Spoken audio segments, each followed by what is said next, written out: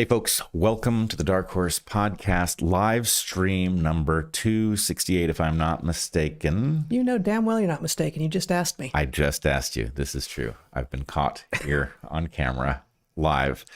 It is, let's just face it, it is the last Dark Horse Podcast of the winter season here in the Northern Hemisphere. And right. Yesterday, it was so clear that spring was here, and today, winter is just back. So I think this year, the equinox is on the 20th. You think that. Be it the 20th or the 21st. As of the equinox, winter is coming. Yes, exactly. Yeah. Exactly. That is the way to view that. No, it's really not. It's a terrible way to view it, but it's precisely true. Correct. True, and yet demoralizing and unfortunate. And that's the case with a lot of true things, actually. You get like, yeah, true, and just why would you frame it that way? Totally agree. Yeah. Well, yeah. Anyway, so here we today we're going to talk about, let's see, just a couple of, it's like JFK, deportations, DOGE, Tesla, flu, measles, vaccines, just a few things. All the things, as the kids like to say. It's not all the things, though. It's some of the things. Yeah, see? Some of the things. Yeah, we're going to talk about some of the things. Mm-hmm. Yeah. We're not doing a Q&A today, but we did 2 last week, and they're up on Locals, and they're great. You should go check them out. Join us now on Locals. And also, what else is true before we get into our sponsors and then get into the main part of the episode? You dropped a Inside Rail episode yesterday. I dropped a bomb. With Laura Delano. Yeah. Who actually, yesterday was the publication of her book, Unshrunk, A Story of Psychiatric Treatment Resistance. Laura is a friend of ours.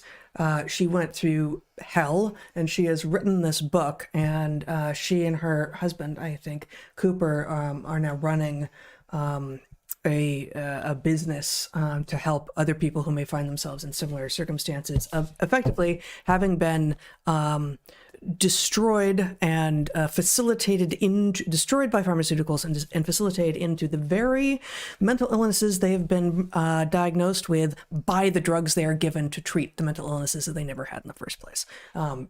Book's amazing. She's amazing. Your conversation with her I haven't heard yet, but I'm sure it's amazing as well. I thought it was great. And if you really want to trip yourself out, I would actually say start with the Dark Horse conversation. Just start there and then go read the New York Times profile of her.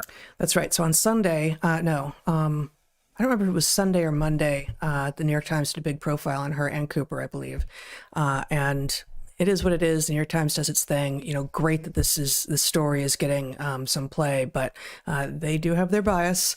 I'm sure, I mean, I've seen you guys in conversation before. I've been in conversation with Laura before. I'm sure this was a great conversation, and the book is well worth picking up. I think published yesterday on the 18th. We are lucky that Laura and Cooper are effectively the head of this movement to escape. I'm not claiming every single person can escape, but for many people who need to escape these potent substances, there's a booby trap that prevents you from doing it, which is the meds create the symptoms, and then the symptoms get worse if you take the meds away in the wrong way. So, right. Yeah. Actually, one more thing.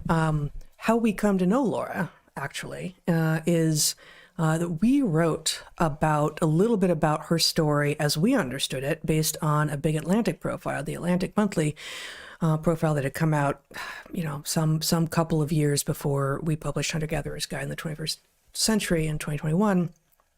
And it was an accurate representation of what the Atlantic had portrayed, and not wrong to any important degree that we were covering it in our book, in which we were talking about the way that sometimes people fall prey to psychiatric evaluations and diagnoses and treatments when the answer lies within themselves. And Laura had read the book, said, "Oh my goodness, they read, they know of me," and reached out to us, and we have since become friends. And now we know more about what her actual story is and was, and just so thrilled that this book is out there. And go listen to the conversation. She is an excellent spokesperson for a very difficult position to articulate. So we are lucky that someone who is as articulate and thoughtful as she is at the head of this this movement. Anyway, it's a great conversation. I really enjoyed participating in it. I think you'll love listening to it. Great. Okay, so before we get into that, minor list of topics that we might be discussing today that I started with, let's do our 3 ads at the top of the hour. As always, 3 sponsors that we have carefully vetted. If you hear us reading ads here in Dark Horse, you know that we actually do support these businesses and their products or services. In this case, 3 products. You're first. All right. Here it is, right on the page, written in English. Which, yes, I was going to translate into Catalan for you, having just spent some time in Barcelona, where the not that subtle but occasionally subtle distinction between Catalan and Spanish were driving me a little bit batty. But I decided to leave it in English for you. Yes. Well, English is my second language, so I should be able to get through this. Remind me what your first is? Well, spoken English is my first. Written English is my second. Mm-hmm. It's my distant second. Yes. Our first sponsor this week is Timeline. Timeline makes Mitopure, which contains a powerful postbiotic that is hard to get from your diet.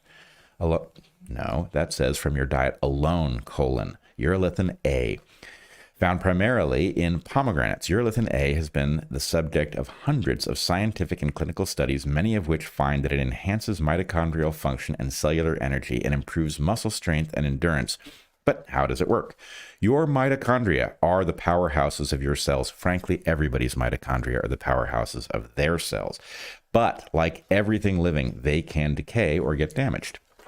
The older we get, the more likely we are to have damaged mitochondria, which accumulate in joints and other tissues.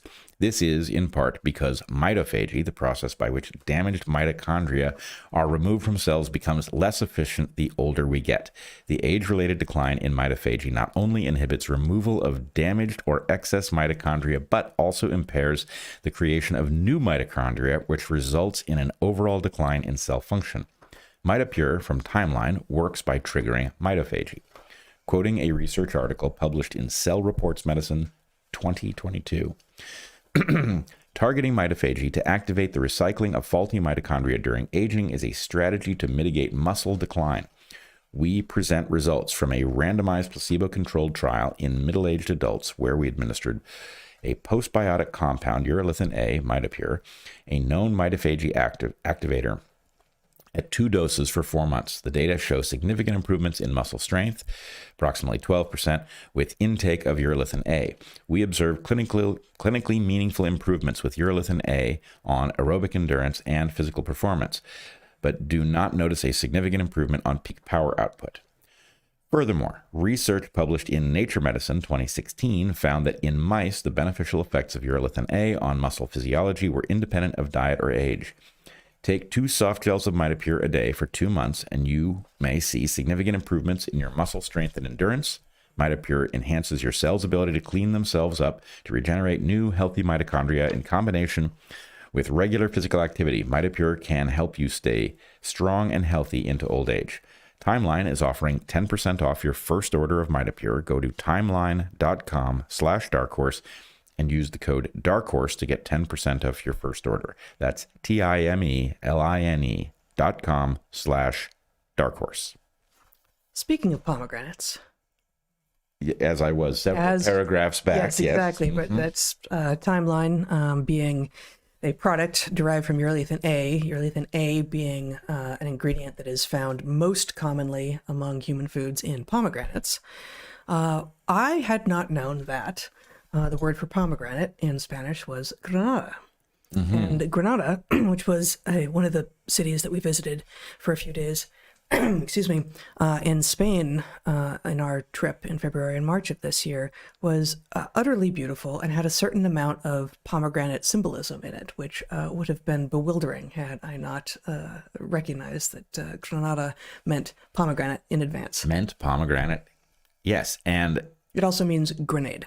That's what I was going to ask you. Did we hypothesize that, or we have concluded that that is in fact what? Oh, I thought I just looked it up and found that it was pomegranate, but also grenade. But I don't. You may have a different. But I may be wrong. Is the term grenade? Is this a non-accidental connection in the sense that a grenade is a lobed? So as I remember it, and I did not relook this up in advance of our conversation here today. We did hypothesize that grenades may be called grenades because they were created after pomegranates existed and were enjoyed and appreciated and brought health, presumably, to the people who live where they are plentiful and devoured regularly. And the grenades have a not even that superficial resemblance to a pomegranate. If you throw a pomegranate, it's going to explode and it's going to make a mess. It's going to be hard to clean up. I don't think that's the resemblance, but I like it. But this also suggests, if I am extrapolating correctly, that grenadine is effectively grenade syrup. It's one of the two definitions of the word. I don't see how I would go for that one. I don't know. From now on those rare occasions when somebody mentions grenadine, I'm going to think grenade syrup. I'm not. And now you understand the difference between the two of us. I don't. I think it goes deeper than that. Starts there, though. Can we agree on that? Our second sponsor this week, Bret, is Helix, which makes truly fantastic mattresses. We've had our Helix mattress for over 3 years now, and it continues to provide amazing sleep, just as much as it did when we first got it. It's firm, which we like, and cooling, and quiet, and just lovely in every regard. Everyone has had bad sleep. Sometimes that's attributable to modernity. The lights shining in your window, the noises of humanity that you can't shut out, the churning of your brain, your physiology that has been mangled by fake food and pharmaceuticals. Your cat who won't cut it out. Dude, we got problems with different cats. Yeah. One of the cats likes to try to sleep on my face. Yes, I know. Yeah. The other cat has decided, the epic Tabby has decided at around 4 a.m. that it is time to start making the circuit and announce every time he cycles through. Yep. But we have begun spraying him with water and he is beginning to learn and returning to the bed only slightly damp. Yes. That is the state of affairs. Everyone has had bad sleep. Sometimes that is attributable to cats and sometimes to modernity. The light shining in your window, the noises of humanity that you can't shut out, the churning of your brain, your physiology that has been mangled by fake food and pharmaceuticals, all of that contributes to bad sleep, but so does a bad mattress. Helix makes excellent mattresses, every one of which combines individually wrapped steel coils in the base with premium foam layers on top, providing excellent support for your spine. Take the Helix Sleep Quiz online, and in less than 2 minutes, you'll be directed to which of their many mattresses is best for you. Do you sleep on your back, your stomach, or your side? Do you toss and turn or sleep like a log? Do you prefer a firmer or softer mattress? You know, logs roll downstairs, though, so I'm not sure they are actually great sleepers. Alone or in pairs. Larger numbers. Sometimes in pairs, yeah. Once you've found your perfect mattress, you have 100 nights to try it out without any penalty in the unlikely event that you don't love it. Dark Horse, the podcast for Gen X. With periodic Ren and Stimpy references that nobody else is going to get. Yep. Okay. Helix mattresses are made in America at their own manufacturing facility, and unlike many mattresses now on the market, all of Helix's mattresses are 100% fiberglass free. Helix mattresses are built for human bodies and built to last. Helix also supports military, first responders, teachers, and students by giving them a special discount. Go to helixsleep.com/darkhorse for 20% off site-wide. Once again, that's helixsleep.com/darkhorse for 20% off site-wide. With Helix, better sleep starts now. You got another comment? No, we're there. Okay. Our final sponsor this week is ARMRA Colostrum, an ancient bioactive whole food. The original mammalian colostrum is the first food that every mammal eats. It is produced in the first 2 or 3 days of an infant's life and is nutritionally different from the milk that comes in afterwards. Colostrum serves many vital functions, including that of protecting and strengthening the mucosal barriers of infants before their own systems mature. Modern living breaks down many of our mucosal and immune barriers. In contrast, ARMRA Colostrum balances and strengthens, helping to create a seal that guards against inflammation and everyday toxins, pollutants, and threats. ARMRA Colostrum is a bioactive whole food with over 400 functional nutrients, including but not limited to immunoglobulins, antioxidants, minerals, and prebiotics. Show me your ad. I feel like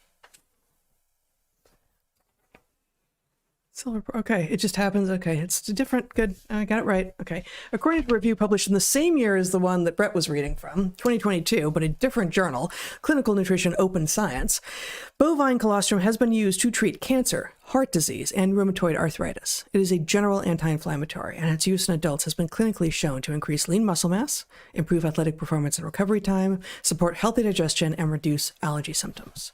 ARMRA Colostrum starts with sustainably sourced colostrum from grass-fed cows from their co-op of dairy farms in the U.S., and they source only the surplus colostrum after calves are fully fed. Unlike most colostrums on the market, which use heat pasteurization that depletes nutrient potency, ARMRA colostrum uses an innovative process that purifies and preserves the integrity of hundreds of bioactive nutrients while removing casein and fat to guarantee the highest potency and bioavailability. The quality control is far above industry standards, including being certified to be glyphosate-free. People who have used ARMRA's colostrum have reported clearer skin, thicker hair, and better mental concentration. In addition, people using ARMRA's colostrum have noticed a decrease in muscle soreness after exercise, better sleep, and even fewer sugar cravings. ARMRA colostrum is the real deal. And just an aside here, I don't usually eat breakfast. I usually have coffee with heavy cream, and I don't intermittent fast until 5 p.m. as often as you do, but I rarely eat breakfast. And at the moment, we have raw milk, which is great. But it only arrives on the island on Tuesdays, and so I bought some yesterday, and I'm actually going to be going away for a few days, so I don't have many days of access to raw milk this week. And so this morning, I made myself a smoothie with raw milk, a banana, a bunch of cacao nibs, a lot of mint, and what have I forgotten? A tiny, tiny bit of honey, and I don't think it needed the honey, and ARMRA colostrum and a bunch of ice. And it was one of the most delicious things I've ever had, and so good for you. And I'm sure that was enhanced by the fact that we recently completed another 3-day dry fast. And so food for many days afterwards, if you're doing a careful job with the refeeding, tastes exquisite, and just, everything, every flavor, every experience in your world pops more. But I will say that just today I had an amazing experience with ARMRA, and of course the flavor of it disappears into the smoothie, but it is really a great product. ARMRA has a special offer for the Dark Horse audience. Receive 15% off your first order. Go to tryarmra.com/darkhorse or enter Dark Horse to get 15% off your first order. That's tryarmra.com/darkhorse. All right. All right.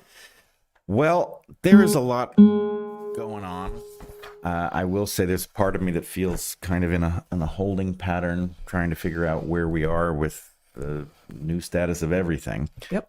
But there's been a bunch of interesting movement. We're going to start with what happened yesterday with the release of a huge new trove of documents that were previously secret relative to the JFK assassination. So the whole thing unfolded very strangely. The day before, President Trump had made an announcement to live reporters saying that this huge trove of documents would be released in the afternoon of the following day. Yesterday, the afternoon came, and it was many hours before the documents actually showed up, which they ultimately did. And then the internet went to work, where everybody took this trove of documents and started pouring through it. I think a lot of people pointed LLMs at it in order to process it. It was some 80,000 pages of new information. So anyway, we were all waiting with bated breath. Would we find some new revelation about this extremely important wound in the American psyche that came from the assassination of JFK in 1963? And I think it very quickly became evident that it wasn't in there. There was a couple of interesting things, but it was literally a couple of interesting things. And frankly, if you've been paying attention to the circles in which the evidence has been processed over the course of all these decades, what was in there wasn't really new at all.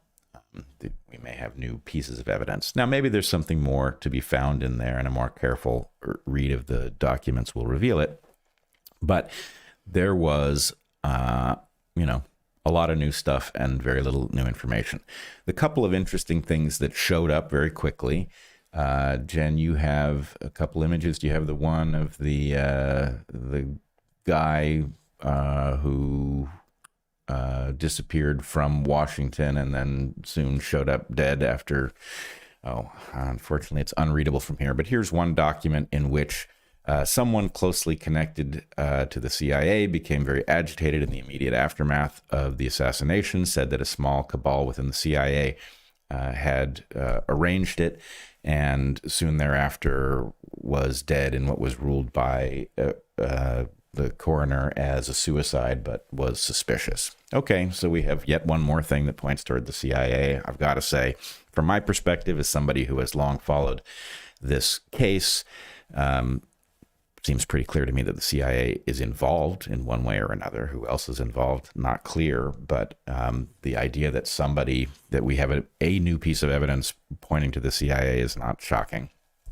And then we have this other piece which caused a lot of murmurs, where you have the CIA signing off on the release of these materials without redaction, except when it comes to the Israeli intelligence service. So explain to me what we're looking at here. I see highlighted in yellow the words the Israeli intelligence service. And then in the upper left-hand corner, you see that the CIA is signing off on redactions, and it says except in brackets, and the brackets here contain the words the Israeli intelligence I'm missing a sign. I don't understand if the CIA is saying do not redact. No, it's saying do not redact except for this. So do redact the Israeli intelligence service, in which case, why are we seeing it? Right. And it's not the only place that it shows up. What do you mean, right? I'm asking you. You've got the exact paradox. So I haven't looked at these files. Yep. Any of the 80,000 pages of them. This page, as you are showing it now, was in the files that were released yesterday. Yes. With which is it's meta. It's a view above from the would-be redactors. Yep. Okay. So, and then there are lots of other pages in which Israeli intelligence services are mentioned. So whatever this document means, it does not appear to have controlled what was released in this trove of documents. Mm-hmm. On the other hand, it's not like something that was newly revealing is contained there. So again, we are left with hints of things that are widely discussed in the circles that think about the JFK assassination and try to make sense of the evidence. But there is a kind of dawning realization that whatever we were hoping would be in those documents isn't there. So what I wanted to do was lay out a concern in the form of a hypothesis about what may be going on. So it is 2025. We are living in the AI era. My concern about what's going on is that why, if you have 80,000 pages of documents that don't actually move the needle with respect to the case in question, why weren't they released before, right? Why were these documents kept secret if they didn't add anything to our ability to comprehend? And here's the hypothesis. Hypothesis is you have a problem when you would love to release, let's say, the guilty parties or those protecting the guilty parties. Presumably the actually guilty parties are all dead.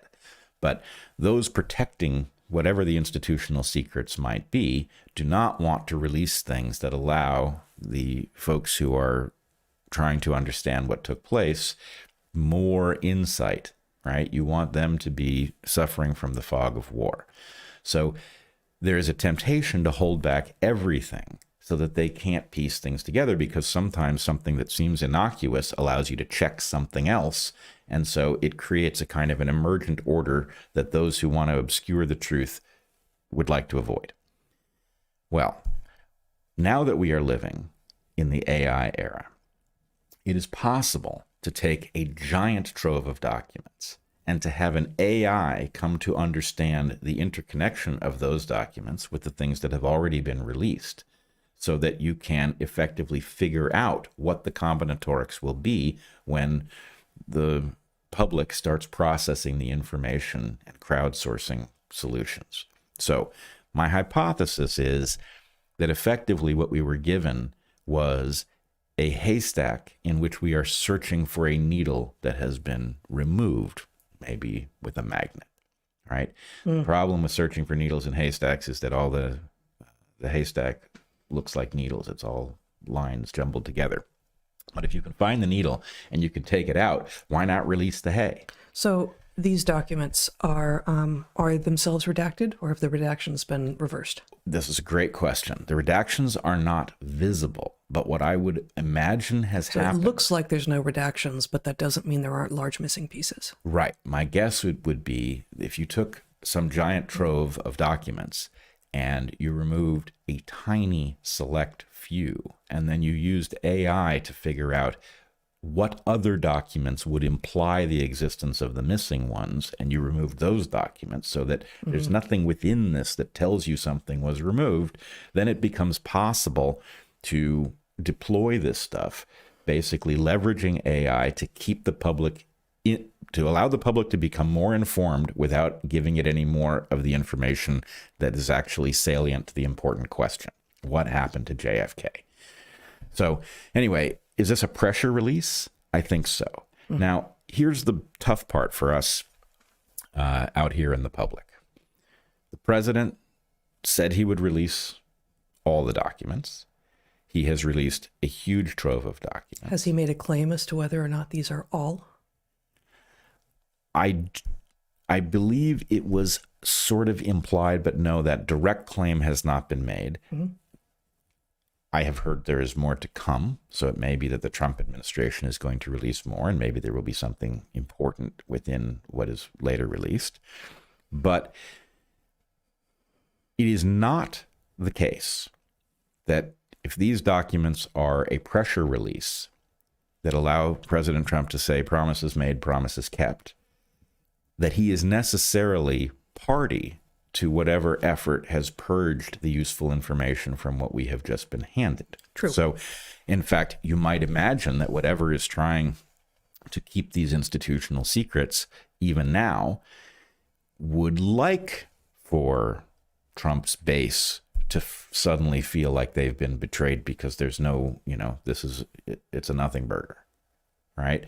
So I think we, again, as with Bobby Kennedy, as we discussed a couple of weeks back, where suddenly there was things put into the world that made it seem like we had been betrayed. And my point was actually this is exactly the moment to support Bobby Kennedy, that this is designed to break that support because he actually is in a position to do something really important. So we have to act counter to our instincts. It's not obvious to me that this is Trump betraying us, right? It's obvious to me, I think, that there's no major revelation in this, which means that whatever is held by the institutions is still being carefully guarded. And we need to demand it, just as we do with the Epstein files, right? We have no idea what role these things are playing in our modern politics. And until we do, we are fighting blind. Yes. And we know for sure that the swamp does not want to be drained. The swamp does not want to be drained, right? The swamp creatures are dependent on it, and they will defend it. So anyway, the battle remains active, and it is up to us in the public to apply the correct pressure so that we actually do find out what happened to the president and who was involved. President Kennedy. Yeah, President Kennedy, exactly. I'd like to know what happened to all the presidents. Absolutely. But you were talking about Kennedy. Yeah, well, and as frankly, every president since then. Every president. I'd like to know what has actually happened. What the real story is. Yeah. I would agree. All right, so that's more or less what I've got on the JFK releases. I'll be interested to see if more careful parsing of what is such a huge cache of documents that maybe there is something interesting in there, but seems like it's not going to be what we've been waiting for. That much seems to be clear. All right. The next thing I wanted to talk about is the question of deportations. Now, I will tell you that in my circles, there is a lot of concern over the case of Mahmoud Khalil, who is a permanent resident of the United States, recently graduated from Columbia University in New York, who was detained, was incarcerated, and has now been moved, I believe, to Louisiana, where he is still in detention under threat of being deported. And the case is a strange one.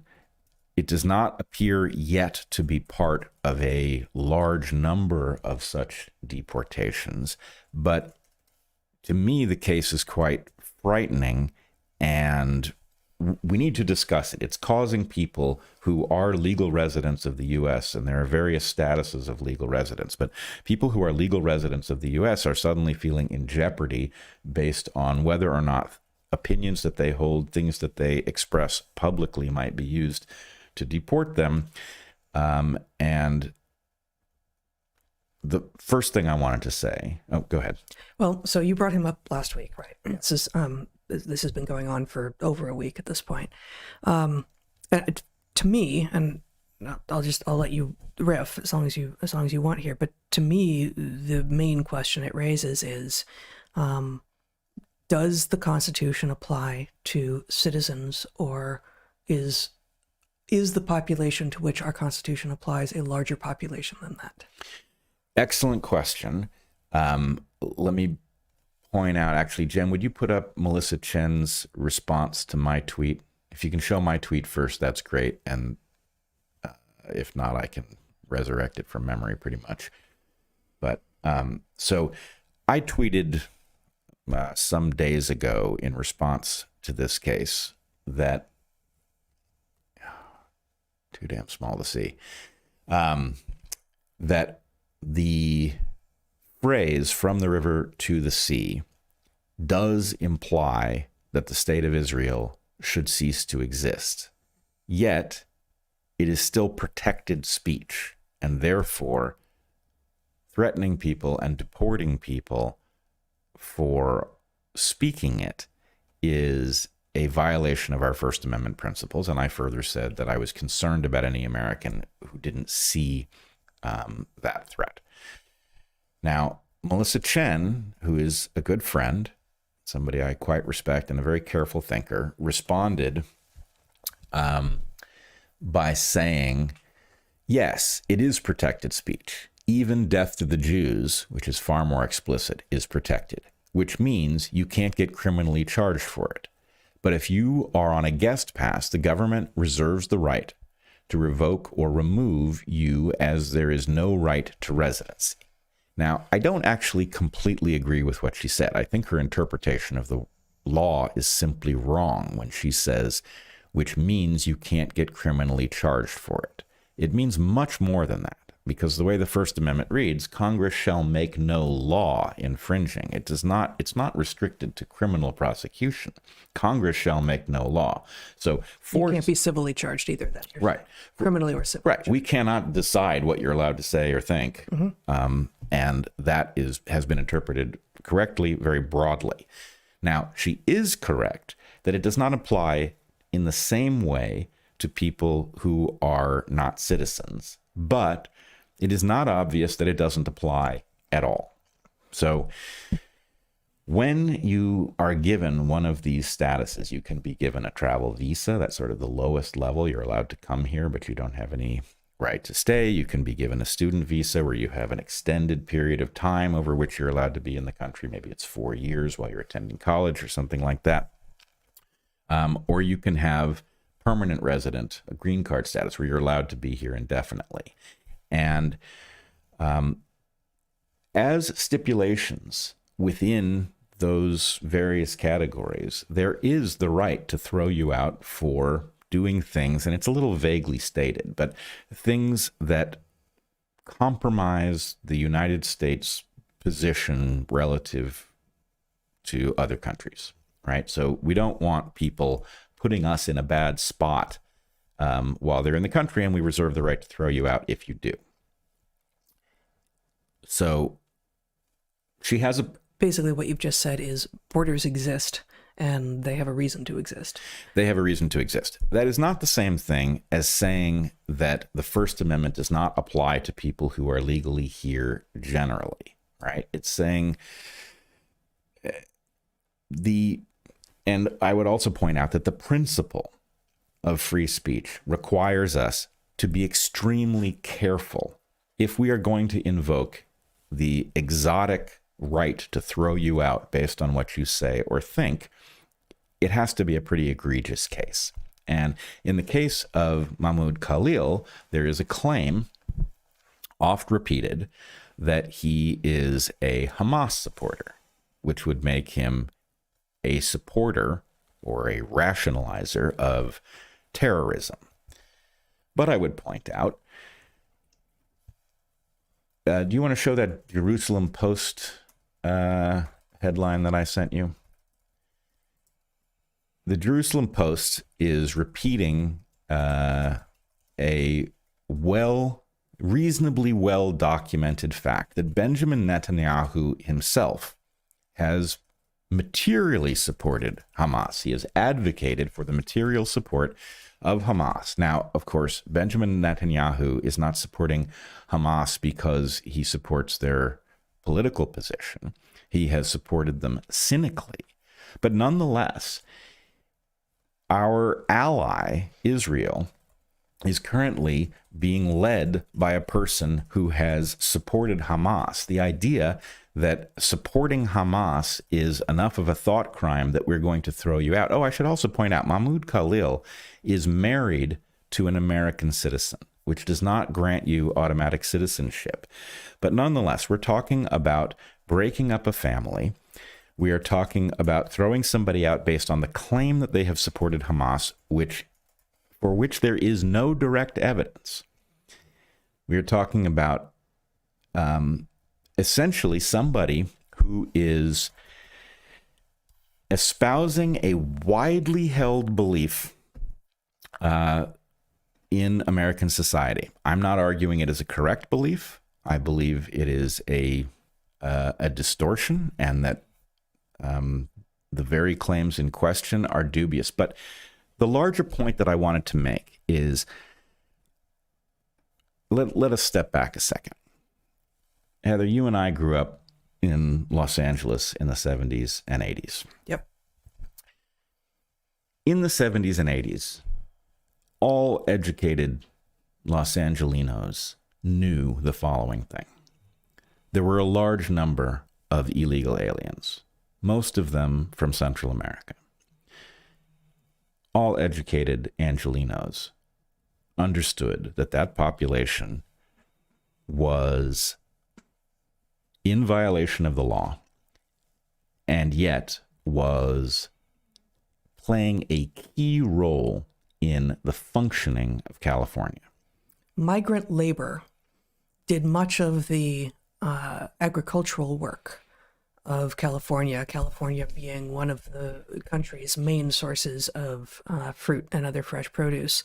And that migrant labor was partially legal and partially not. Yes, and what's more, and the way it worked in California was that the illegal immigrants didn't have the same protections as others, so they were paid less, and so therefore, in some cases, they were preferred.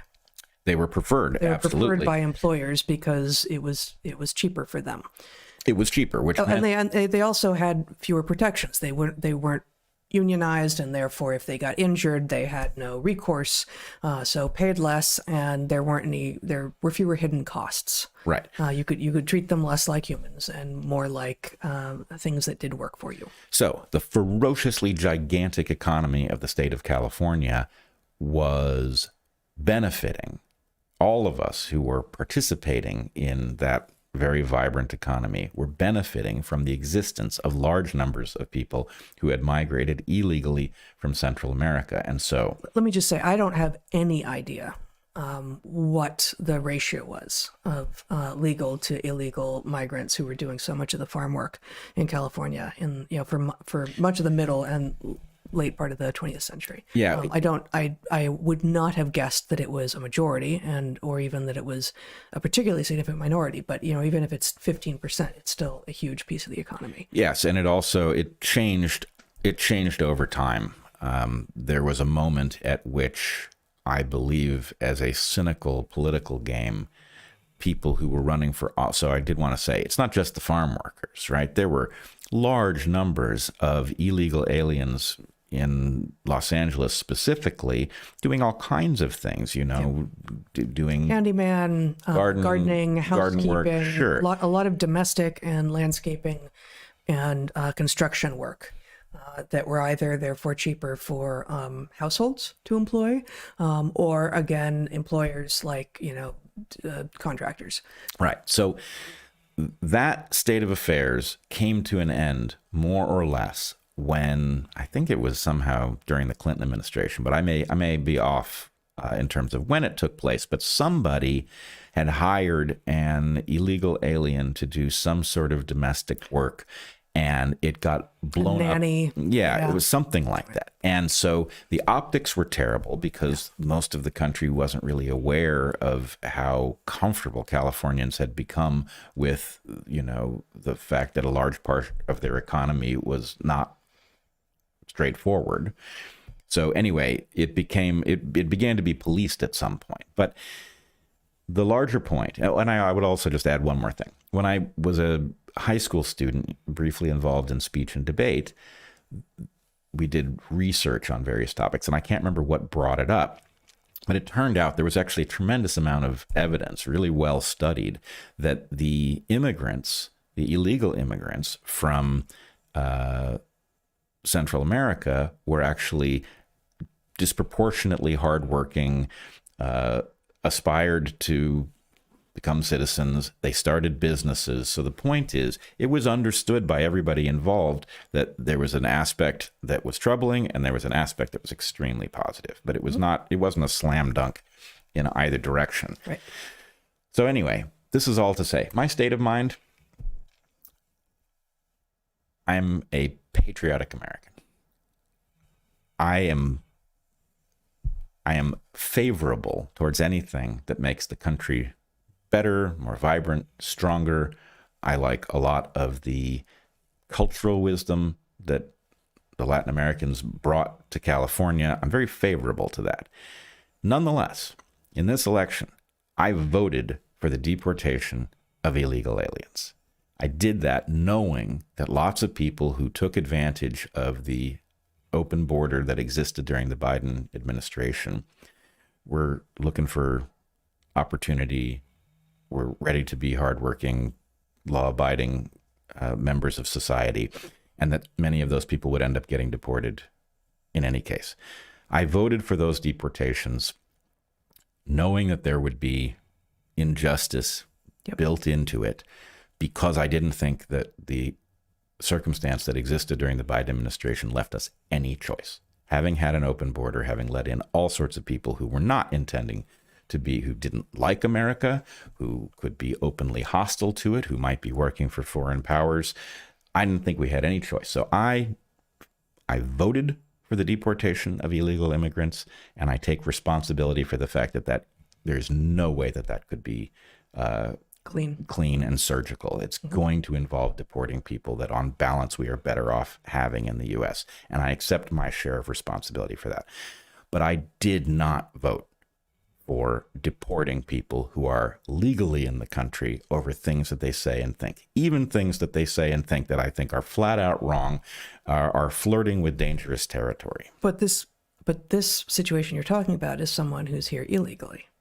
So Mahmoud Khalil? No, he's here legally. Oh, absolutely here legally. So my concern, this is exactly the problem, is that the fact that we have a deportation case surrounding criticism of a foreign government by a legal permanent resident of the U.S. is muddying the waters surrounding the question of deportation of illegal immigrants. But I mean, I guess when we've talked about it before, off air, what I thought was muddying the waters was the idea that speech is emerging as the reason for you being targeted at all, regardless of your immigration status. That there is a rubric that should be being applied. And even with the 10 minutes of preamble that you just gave as to what the value of illegal immigrants has been in, for instance, California's economy in the 20th century, in the early 21st century. Even with that, you, and I believe I as well, though I had not formulated it in my head with this clarity, voted in part for the deportation of illegal immigrants, knowing that there would be damage done to people who actually would have brought value to the United States had they been allowed to stay. But the measure was, are you here legally or are you here illegally? That is the only measure that matters, even with the understanding that some people who are here legally are people that we might not want to be here, just as some of our citizens are people who are not good people, right? And some of the people who are here illegally are people who would bring value, but we have a measure, and it is one of law, and it is, are you here illegally or are you here not are you here illegally or legally? That is the only thing that should apply. And so in his case, Khalil's case, here legally or not, the idea that he's being targeted because of what he is saying is, I think, the problem. That is exactly the problem. It is a violation of not only a Central American value, but the value on which all the others rest. Whether or not we have the legal right to... Central American value? Oh, no. Okay. Foundational, okay. Fundamental. We cannot start inspecting the quality of what people say. We have to take a very broad, protective brush to how we view speech and thought issues. And I would just point out. So the question, so it sounds like it comes down to then, if you have gotten into the country, if you are in the country legally, the protections that apply to American citizens apply to you. Now, that analysis changes if you are here on anything, but I mean, actually, even green cards have expiration dates, don't they? Put aside green cards for the moment. Yeah.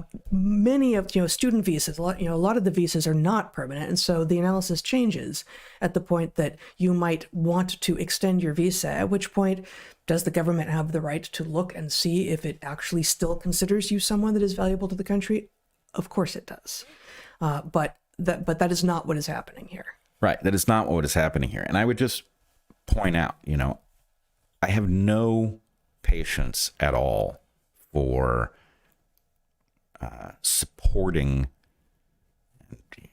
There's a reason I'm hedging here. The word terrorism is so legally toxic that even though Hamas is clearly a terrorist organization that engages in terrorism, that does not make a person who sees resistance in the Middle East, even resistance that I think is abhorrent, it doesn't make somebody who sees resistance as positive a supporter of terrorism. And so you can sort of leapfrog your way there. But the basic point is, look, we are taking an interpretation of, what all right-thinking people believe that's preposterous, right? Mm-hmm.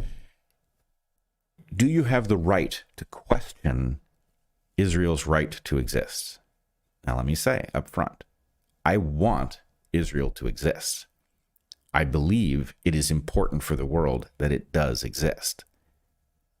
Does that mean that somebody who believes otherwise is engaged in a thought crime enough to throw them out of the country? No. And in fact, what does it mean to have the right to exist? If, as a college professor, if I was to assign a room full of college students, if I was to give them a list of all of the countries that exist on Earth today, and I was to say, spend a week and come up with a justification for the existence. What allows Poland to exist, right? What says that it has that right? I was to say, go through all of these countries and figure out if there are any countries on that list that don't have the right to exist, on a solid foundation, solid logical foundation. My guess is you would actually have trouble coming up with a justification that any country has the right to exist. Now, at the same time, I believe the countries that exist have a right to defend themselves, right? But yeah, so this is the distinction. And, so many of the rights claimed by activists across many domains now are are absurd if you can begin to consider them. And I think your basic question, which sounds maybe like a nothing question, so will get glossed over, is really important to keep coming back to. Does any country inherently have the right to exist? What would it mean for it to do so? And usually where people go is to, well, we're the people who are its citizens, the first people. Like that's the, or were they there before the others who are making the claim, right? And if it's a question of, I was here before you, and so I have a greater claim to this thing than you do, it's a kind of, well, it's a little bit mercenary, but it's simply about territory. It's simply territoriality, which goes back far earlier than humans, of course. But there are no first peoples. There are no first peoples left. We have long since explored all of our landscapes where we are, and the first peoples of the New World are no longer the first peoples. So, I mean, it's obvious with regard to something like the Inca or the Maya, who displaced the people who came before, but all of the people who are currently identified as, well, first peoples, like, no, earlier peoples than Europeans, yes. But does that mean that the Cherokee Nation inherently has the right to exist and the United States does not? I think neither of these arguments make sense. Right. And, let's say that we start deciding that the current inhabitants have the right to the nation. Is the band Midnight Oil, has it justified... Yeah, you're not going to see that one coming, huh? Well, Midnight Oil had a song in sometime in the late 80s. You and I were in high school. And it contained a verse, and the whole song was about it. But the verse is something like, the time has come to say fair's fair, to pay the rent, to pay our share. The time has come, a fact's a fact. It belongs to them. Let's give it back. Right? They were advocating that the Aboriginals had a right to Australia. Right. Now, that is there's a reason I remember that lyric all these years later. It's not because you remember all lyrics. Nope. That one came back because it was a profoundly powerful thought experiment. Mm-hmm. Suppose the answer is, presumably, the Aboriginals do have a right to Australia, and the Europeans who currently control Australia took it from them. And so you could make the argument it's ill-gotten gains, it should be returned. On the other hand, the world cannot work that way. Yeah. I don't know. I'm much more familiar with the history of the New World insofar as we understand it than the history of Australia and New Zealand. But Australia and New Zealand may be, and perhaps the South Pacific Islands, may be the only places where the idea of first peoples is remotely applicable. Yeah, remotely applicable. The Kalahari, the Kung Bushmen have probably the greatest claim of a continuous genetic lineage in the location that they currently exist. But anyway, the point is these questions get super murky. And, then even the question, okay, the Jewish claim on the land that is now Israel, yes, there's a very strong claim based on a history of presence, but that history of presence isn't primarily European Jews. So is it a genetic right to be there? If so, then the current situation doesn't make any sense. So if it's not a genetic right, is it based on what scripture you believe in? Well, that's a whole different world, right? Where we start deciding who has the right to be where based on what they think. So the point is that I'm not arguing. Yeah, and who was first puts it all in the realm of historical luck. And is that actually the world that we prefer? Historical luck, privileging historical luck. And I think the answer is all of these things, marvelous exercises for a college classroom. You cannot run the world this way. At some level, all of us humans, part of that one giant lineage, should be interested in whatever rubric minimizes war and genocide. What we want to effectively do, and it sucks in terms of a well-architected explanation for who is entitled to what, it really sucks to say, hey, you know what? We're just going to kind of freeze things where they are, and we're going to declare all the countries that have the right to defend themselves, and we should all want them well defended, because as long as the borders don't change, that means less war, etc. That's not a deep justification for anything. That's effectively, some bastardization of might makes right. But nonetheless, you can't start returning everything to the people who have some claim on some piece of paper that long predates their own actual lives. So we are stuck with people having all kinds of explanations for what should take place, and we cannot be throwing people who are legally in the country out. I mean, especially Mahmoud Khalil is married to an American citizen, has permanent resident status. He believes some things.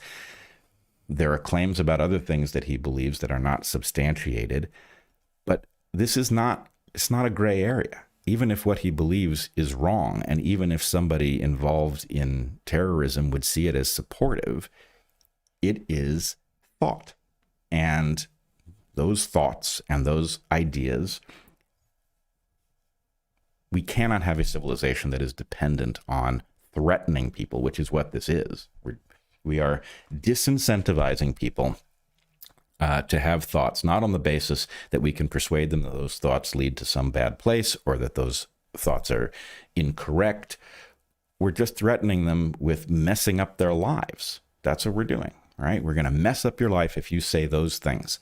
And there might be other things that you say that we don't like on the basis of which we will mess up your life, but you don't know those in advance, do you? I mean, that's where this goes pretty quickly. It goes there. And so anyway, we didn't vote for this. I didn't vote for this. I voted for a certain amount of carnage that was unavoidable, but this isn't that. And the idea that these things are being allowed to be conflated is dangerous to us all. We have a problem that is going to involve deportations, and this is going to delegitimize deportations at a moment we can't afford it. Yep. All right. I have one more thing I wanted to address, something that showed up, at least on my radar yesterday, which I found completely jaw-dropping. We are all aware that there's been a whole lot of firepower directed at Elon Musk over DOGE. There's obviously stuff to be concerned about because DOGE has a broad, I don't want to say mandate, but broad license to disrupt things that are functioning, and there's going to be a hell of a lot of carnage there. And I am up for it to an extent, but I don't want to see unnecessary carnage. And anyway, there's reason to be hyper aware of what's going on. However, there has been a move towards punishing Musk by jeopardizing his business interests. Now, on the one hand, you can make an argument that things like boycotts have an important role to play in persuading people to change. It's an exotic tool, but I'm not arguing that no boycott is ever justified. But this is... We're not seeing boycotts, though. No, we're not seeing boycotts. We're seeing something else. We're seeing people who have Teslas are being targeted. We've seen vandalism of people's personal Teslas. We've seen attacks on Teslas in dealerships. There was a spectacular multi-vehicle arson fire recently at a dealership in the last couple of days. So basically the point is Musk is having his business interests targeted in completely illegal ways for the purpose of punishing him. I don't know what the thinking is beyond that. And yesterday what showed up that really shocked me was a website called DogeQuest, which as of this morning was still up. You will have varying success trying to access it. Some browsers may block it. but it's DOGEQU.ST. No E. I don't think so. Maybe it is. Here's a screenshot that I took yesterday. And what you see in this screenshot is a map of North America. And within the US, you see four kinds of icons distributed around the map. You see Tesla symbols, which are, I think, dealerships. You see Tesla chargers. You see cars. And you see Doge dogs. And when you click on these things, information comes up. So the cars are the cars of private people. In most cases, they are not identified by name, but I think that's because the information that this site is using doesn't contain names for all of this stuff. So it varies. There are some names associated with some of these things. So if you click on these Doge animals, these are not really Tesla related. But here you see is that Kash Patel. Kash Patel has been doxxed by this site. This is the current director of the FBI. He's indicated by one of the Doge dogs or one of the cars? One of the Doge dogs. His home residence in Las Vegas is revealed here along with some other contact information. Man, the stupid left really does like doxing, don't they? They sure do. I mean, can you imagine? I've got to say, doxing, the current head of the FBI, suggests that whoever the hell did this has balls that are way bigger than their brains, you know? Yeah, or just no brains at all. Which that would count, yeah. No brains. Yeah. But definitely, that is a bizarre move for them to have made. Very provocative. But anyway, the site itself, if you click on that little banner at the top, what is DogeQuest? You find absolutely classic anarchist sort of cheeky rationalization. It's just an excuse to rampage. It is simply an excuse to rampage. If you go to the what is DogeQuest, this is not it. This is a sublink. What is DogeQuest? It says basically it pretends, without the intent to convince anybody, it pretends, I think, because whoever put this up thinks that they're going to be able to make this argument if they are ever hauled in front of a court. But it makes the claim that this is a site to facilitate the meeting of Tesla owners in a community, the discovery of Tesla chargers for those who need to charge their vehicles. Tesla already does that for you.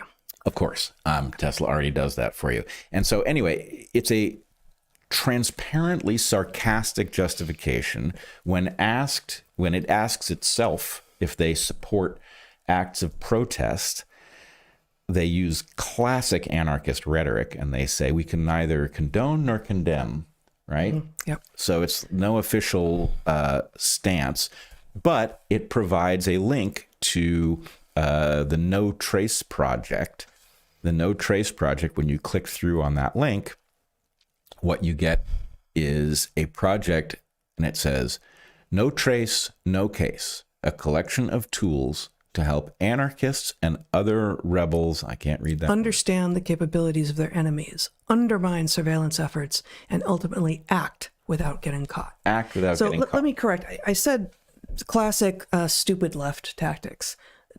No, like I don't, maybe anarchy emerges from the left-ish, as fascism sometimes emerges from the right, but not always, right? But this is actually the common enemy of absolutely everyone. Yep. Like everyone should understand that the anarchists are the enemy of absolutely everyone else who intends to live in civilization. This reminds me of Portland, of when Portland went to hell, and when Biden was apparently elected in 2020, and they went out on the streets either that night or the next day, and gosh, we covered it on Dark Horse. I don't remember exactly what their language was, but basically they were like, we don't care, we're angry, we're gonna burn shit down regardless. Like that was their take then. And this isn't from the left. This is, they're taking out electric vehicles, the maker of electric vehicles, which has been something the left has loved forever, and solar panels and power walls. And, full disclosure here, we have all three of those. Like we have these Tesla products, and they're not perfect, but they are doing the job that they are claiming to do. And these have forever been things that the left was interested in, and that the silly right, the uninvestigated right, that thinks that if you talk about the environment, you're a climate change maximalist, and therefore you shouldn't be allowed to talk about the environment. Anyone who wants to put solar panels on their roof is some kind of idiot. Well, you guys are wrong too. The solar panels are great. The power walls are great. The cars are okay.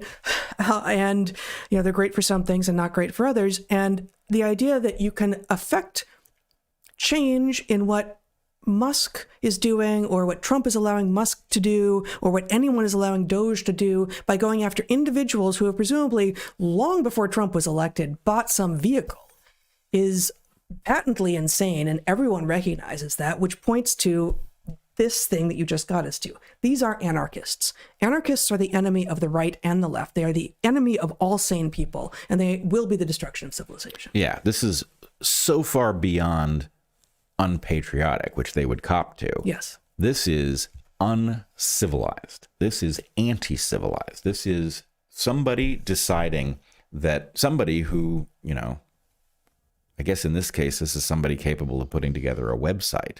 Which doesn't take much at this point. Right. But nonetheless, they put together a website. So I can't say the thing that I would often say about the rock throwers, which is they've never built anything. Okay. You built a website.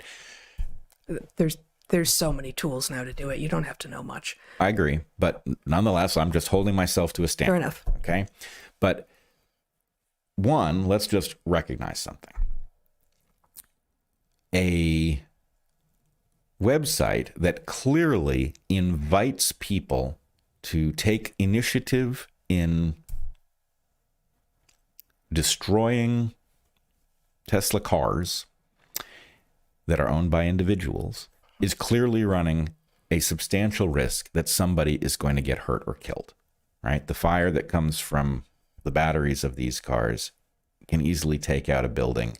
So fires of electric vehicles are not like fires of gas-powered vehicles. Yes, and I'm not saying they become far more explosive. They're very hard to fight because of the batteries, which are, once they are exposed to oxygen, start fueling the fire. And anyway, firefighters know those batteries are a problem. They're very well protected, but not, vandals are not primarily what they're protected from. So this person is running the risk of killing people, right? Indirectly, but they're running the risk of killing people. They had to know that, and yet they're doing it anyway. And they're doing it for the purpose of taking a wildly successful American company that makes environmentally positive, not just environmentally positive products, but has actually created the ability to make environmentally positive products, right? The whole obstacle, and what you allude to with the cars, the biggest obstacle to those cars being a great replacement for a regular car is the fact that, in certain places, the chargers, sometimes because they've been vandalized, are not available, and therefore you've got range issues. Yeah, so let me just fill that in briefly. When we lived in Portland, which is when we got our Tesla, we of course had a electron spigot put in our garage. What are those called? Charger. A charger. And in a day of driving around Portland, you're never going to go beyond the range of a Tesla. And so as long as you have an electron spigot, I prefer that. I'm going to call it that from now on. At home, it works great. And, here on the island, it's great. I did the math at the electric rates back last summer and haven't redone them. But, to drive into town and back from where we live, it's about 20 miles, which could easily cost you $5 in a gas-powered vehicle at the moment. And at the electric rates that we were being charged then, which are not cheap on the island, it was costing about 62 cents. And of course, for us, because we also have solar cells on our roof, it was actually free. You can't do the analysis quite that simply, but when I have tried taking the Tesla off island and to go, say, down to Portland, on the road it works. And in fact, there are often, this is what you were getting to, Tesla paved the way by building infrastructure such that at many big gas stations and behind like half the Targets in the country, Target stores in the country now, it seems, there are banks of Tesla chargers. And so, yes, it takes longer than filling up on gas. And yes, you have to be more aware because there's not signage on the freeways like there is for gas stations. But being on the road on major highways, it's actually quite easy. Not at low temperatures, as everyone knows, not if you're carrying load, not in wind conditions. There are all sorts of limits to what electric vehicles are good at doing. But when I got to Portland, I found almost every single charger that Tesla thought existed was destroyed, did not exist anymore. And some of that was due to vandalism, pre-now vandalism by idiot anarchists. And some of it was just that they decay and they aren't maintained. Whereas the more people who have them, that you have, in this case, a density-dependent function, where the more people who have electric vehicles and therefore need electron spigots, the more likely you are to be able to find one when you need it. So Tesla made it possible for other manufacturers, and in fact, gave their patents away for free. They have made it possible to have viable electric vehicles. So whatever else you may think of Musk, that's a huge benefit. It makes us safer as a country. It makes us, it gives us a wider choice, for those for whom an electric vehicle is the right vehicle. It's actually a viable thing to do. You can get one. Anyway, the point is, it's no mean feat to have made this possible. And the cars themselves include a very sophisticated, as long as the chargers are where they say they are and functional, the vehicle minimizes the amount of time you have to spend at chargers. It calculates you need to spend only 15 minutes at this place in order to get yourself to your destination. So anyway, that is a laudable accomplishment, and it should be most lauded by the left, which has traditionally been the most environmentally aware. The idea of punishing individuals or spooking them from buying a Tesla because of what the CEO is doing in his off time is despicable behavior. And in any case, it is... I believe we are entering a new era where the tools for people to disrupt civilization are now, as you point out, so readily available that we are depending on people to restrain themselves from engaging in this kind of madness until we come up with some sort of a legal framework that makes it difficult to do, which frankly creates a threat of censorship that we don't want. So it's a brave new world level. Yes, it is. All right, is that it for DOGE and Tesla? Yeah. For the moment? All right, I wanted to talk a little bit about flu and measles and the moms who were concerned about vaccines. Based on, and this is not my usual approach, but I just happened to read two popular articles this week, one in Scientific American, one in Unheard, both of which I will say, Scientific American has long been recognized as having, failed utterly under its previous, now resigned editor-in-chief. And Unheard, I think, is flailing because almost every piece I read there now feels like it is a giant misstep. So I kind of want to respond to these two pieces and read a bunch of the Unheard article just to share it, to see what your reaction is as well. So here I am hoping, Jen, that my computer is playing a nice game at the moment and that you can see this. Can you see this? Can you see my? Okay. We went through this after the live stream last week, and we established that this was not a problem with my computer. All right. So here, this is published early March this year, Scientific American, why this year's flu season is the worst in more than a decade. Outpatient flu visits and hospitalizations are higher than at any time in the past 15 years. So we see... they say that, and then this actually only has lines from the last several years, since 2018, it looks like. And they've all got, humps. various places, except 2020 to 2021, which is basically zero, and 2021, 2020, 2022, which is zero through the main part of the usual flu season, and then has a slight number late in the normal flu season, April, May. And of course, what this brings up is, and many people have done this analysis carefully, and I'm just showing a graph that Scientific American, which is trying to use fear and numbers to get people to go get their flu vaccine. Their own graph raises the question that has been raised by many people before: did flu actually disappear in the 2020, 2021, and 2021, 2022 flu seasons? Or was some of what was being diagnosed as COVID actually flu? So what I would like to see, and again, presumably this has been done, although I don't know where to access it, I would like to see the COVID numbers for each of these years, starting in 2020, 2021, overlaid on top of this. And then I would also like to see the cumulative numbers and see if you add flu plus COVID from, beginning in 2018, let's try, like in the 2018, 2019, sort of northern hemisphere respiratory illness season, from that year through 2024, 2025, insofar as we are coming to the end of that, I want to see a simple 3-column set of numbers. Number of hospitalizations or deaths, whatever, number of hospitalizations attributed to flu, number of hospitalizations attributed to COVID, and total number of hospitalizations.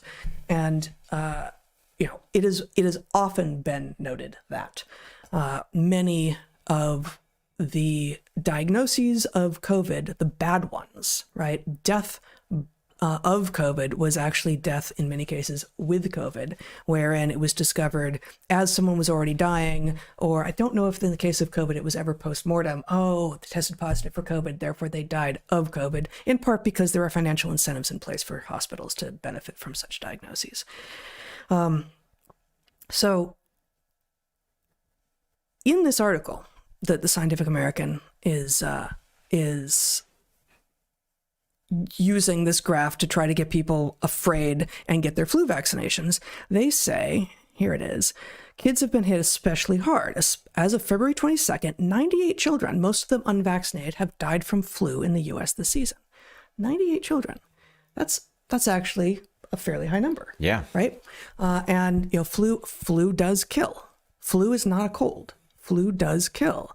But that, in comparison, if I can have my screen back here so I can get to the next thing that I want to show, in comparison to the fear that is being invoked with regard to measles in Texas.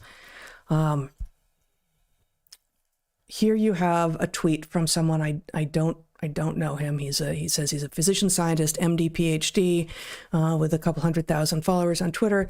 Says now a second death associated with the measles outbreak in the U.S. Measles continues to spread in the U.S. This is from actually the same day that the Scientific American article came out, March 6th. In less than 200 known cases, 2 deaths. This most recent one doesn't have many details yet, but I believe it's an unvaccinated adult, didn't seek care. So compare one dead child from measles in the United States to 98 dead children from measles, rather from flu in the U.S. But look at his link and find Lee County resident tests positive for measles after death. And this has not been updated since March 6, 2025. I don't see any evidence of any claim that this person actually died of measles. This person clearly died with measles. So one of 2 deaths in the United States that is being used to terrify people into perhaps getting a re-up on their MMR shot or their first MMR shot is just like what was done with COVID. A case of had the thing as opposed to died of the thing. Especially suspect in light of the system having been primed with a false story about Bobby Kennedy's responsibility for the Samoan measles deaths. Right. So the point is, what you know is that you've got a story that requires measles to be terrifying, you've got an apparatus that has a known trick, which is we are going to make sure that we come up with those cases by categorizing people who die with things as if they've died of them. So anyway, it's hard to know what to make of any of this. Did the guy die of measles or not? Right. We don't know is the answer, but I certainly don't trust that. Measles is real. Measles has killed.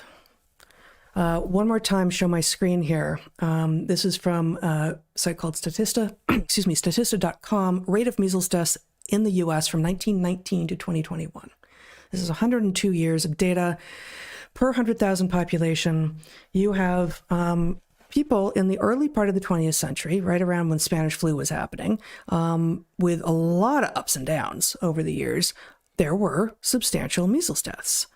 But boy, did it fall. By 1940, we were at 0.53 per 100,000 population.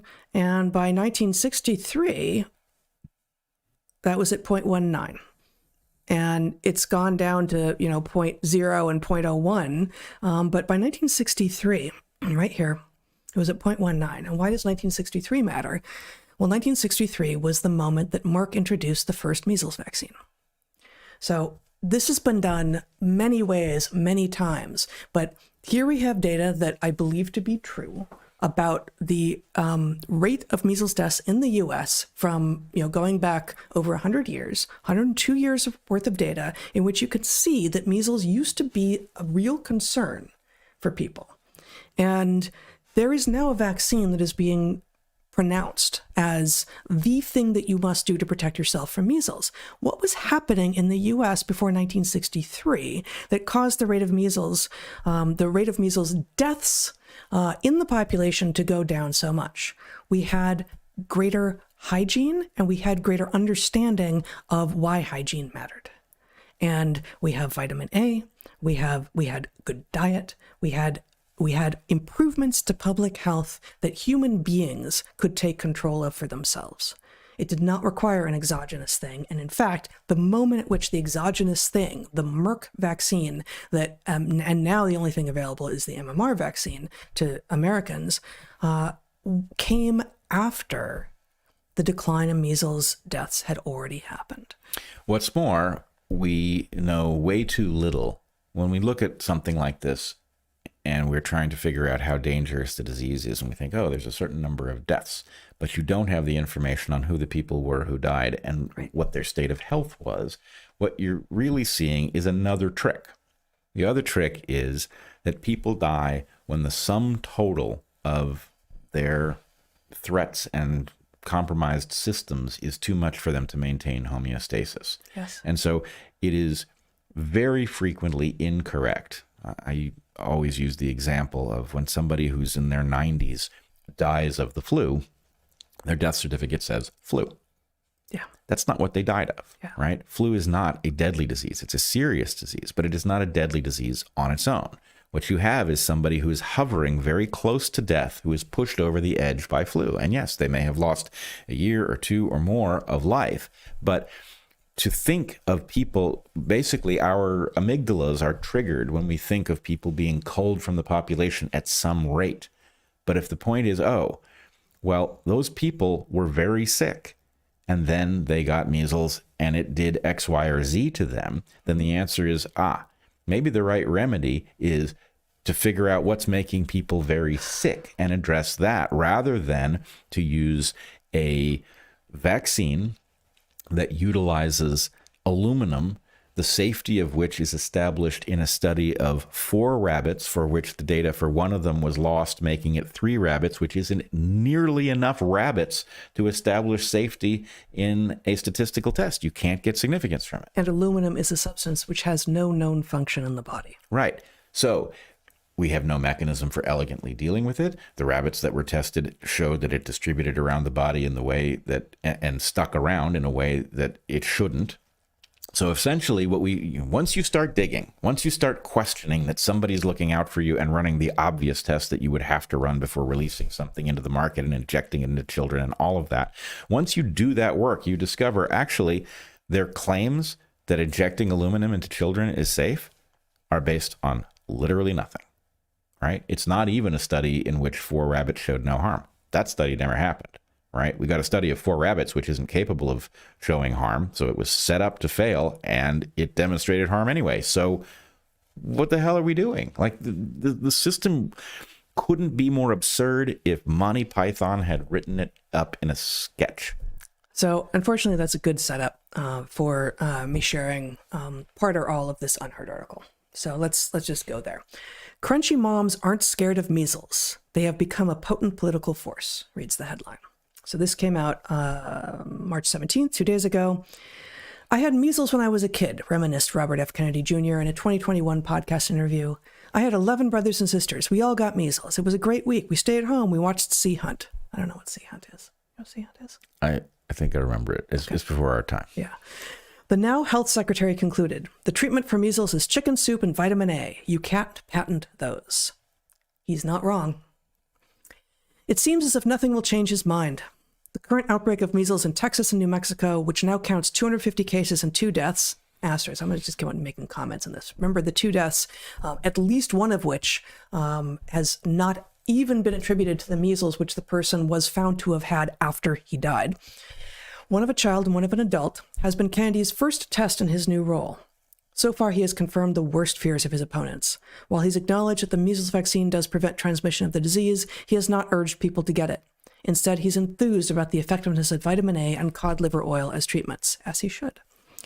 It just so happens that vitamin A and cod liver oil is the measles treatment of choice of the so-called crunchy moms, who are widely credited with powering Kennedy's ascent. The crunchy moms are reacting online to the measles outbreak with defiance. They generally believe that measles is no more serious than the chickenpox, and even that it's beneficial to catch it. They refuse to be cowed by what they see as an agenda-driven media circus. Agenda-driven media circus. Yep. That sounds right. I've been to that. Yes, Not that fun. Stuck in that circus. Can't leave. Measles outbreak headlines equals paid advertising, wrote influencer Bracy Dutton on Instagram last month. Quote, the real headline, your immune system was designed to handle life. Fear is the real virus. Sunshine, movement, and real food are the cure, end quote. Other than fear is the real virus, I agree with what she says here, right? The crunchy mom's fervor on such matters has turned them into a potent political force, one that forms a critical part of Donald Trump's Make America Healthy Again MAHA movement. That wasn't Trump's movement, that was Kennedy's movement. They have managed to make the day-to-day business of motherhood, what their children are eating, what kind of medical care they receive, what products they use, a key political issue. I'm sorry, that wasn't the moms who did that. That was the collaboration between the corporations and the government, mostly as being led by the Democrats who we just voted out of office, who allowed the food that our children are eating, the medical care they receive, and the products they're using to be completely destroyed by corporate interests. And their COVID-era fueled suspicion of the medical and scientific establishment has become a defining tendency on the right. It's because the left has lost its mind. If you're a mother on Instagram, it's almost impossible to avoid this crunchy content. Crunchy. Yeah. Granola eating, crunchy, right-wing moms. I became aware of the moms even before I had my son early last year. The algorithm, having picked up on the fact that I was pregnant, funneled them into my Instagram feed. They were having wild pregnancies with no prenatal care at all, and even free birthing at home with no medical professionals present. When their babies arrived, their conflict with the medical system intensified. There would be no pokes or cupcakes, code for vaccines, used online to avoid social media filters. Checkups at the pediatrician were best avoided completely. Okay, so let me put everything that I just read aside for a moment. Childbirth is risky in modernity. I am not advocating for having no one with medical experience present at a birth, if you have a choice. The rest of this paragraph, though, I think, is entirely batshit crazy. Remember, she is mocking the moms she is calling crunchy moms, whom she was being fed when she was pregnant and after the birth of her son. Formula was full of dangerous chemicals, as was sunscreen, as was most processed food available in the supermarket. Milk pasteurization was unnecessary, even harmful. Homeschooling was a must. Every detail of home life and childrearing was a battleground, under threat by nefarious forces. Yep. Yeah, Pretty much. every word. Every word, right? The personal is political was the slogan of left-wing feminists in the 70s, but today it has no better inheritor than the Maha moms because it's the same people. Because the names of the political groups have changed, but it's the same people who were crunchy, granola eating, homeschool thinking, real food giving, letting their children run outside barefoot at all hours in the 70s, who it's the same ideas that are causing them to do that now. Just because you say, oh, well, they voted for Trump, therefore they have totally different politics. No, it's you who has changed. If you think you're on the left and you think all of this is crazy that these mothers are saying, the problem isn't with them. Okay. In the last few decades, the right has successfully claimed ownership of the politics of motherhood and neatly merged them with the COVID era's upswing in hostility to medicine and expertise. It has made space for a politics centered on motherhood as an identity and on the granular concerns of moms. The left, meanwhile, has taken the opposite approach, ignoring the deeply political nature of homemaking altogether. Vice President J.D. Vance's remark equating Democrats with childless cat ladies may have been unfair, but or not, but it reflects a real sentiment that has provoked the rightward swing of the crunchy moms.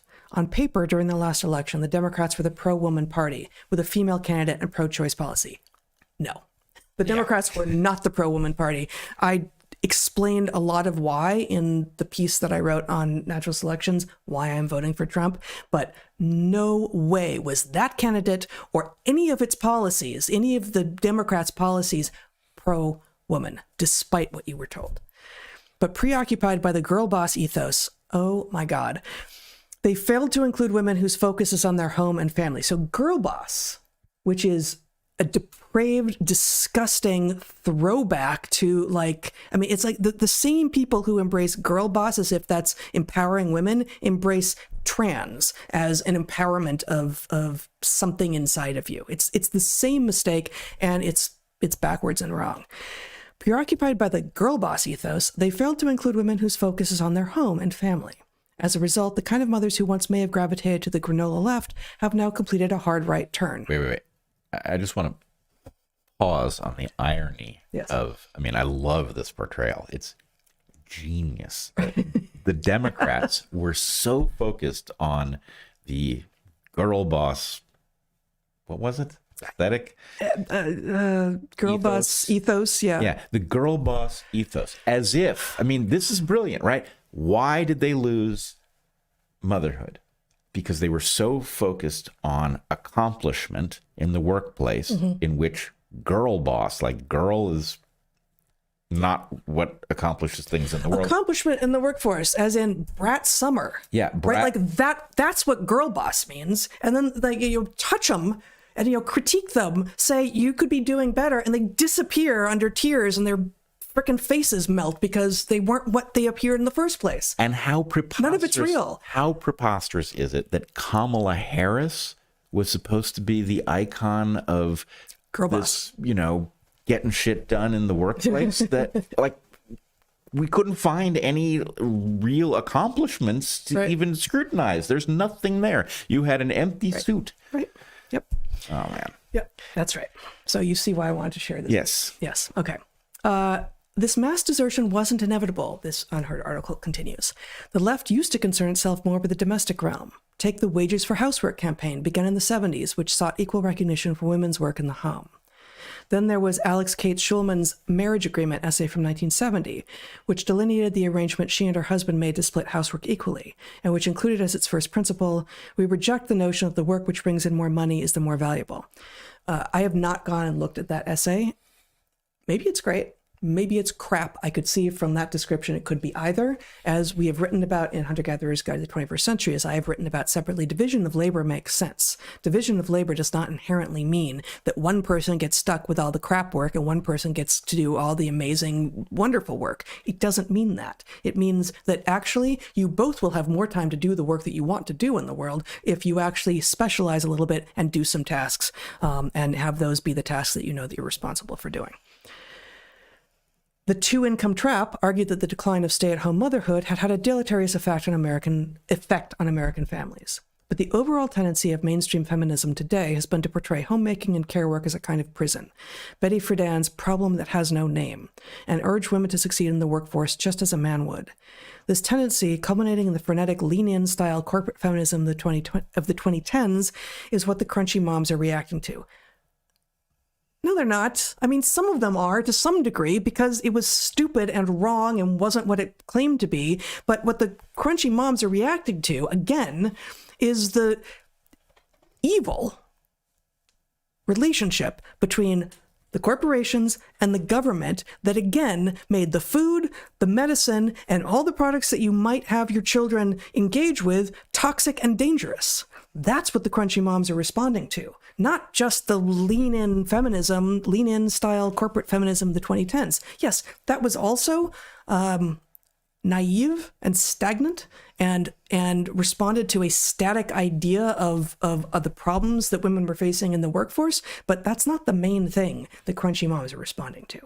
No, they're actually responding as mothers who love their children and are actually going to go into full mama bear against the forces arrayed against them. Go ahead. I wanted to point out, nowhere on the list of threats to children, which are frankly animating the so-called crunchy moms, is PepsiCo. Right.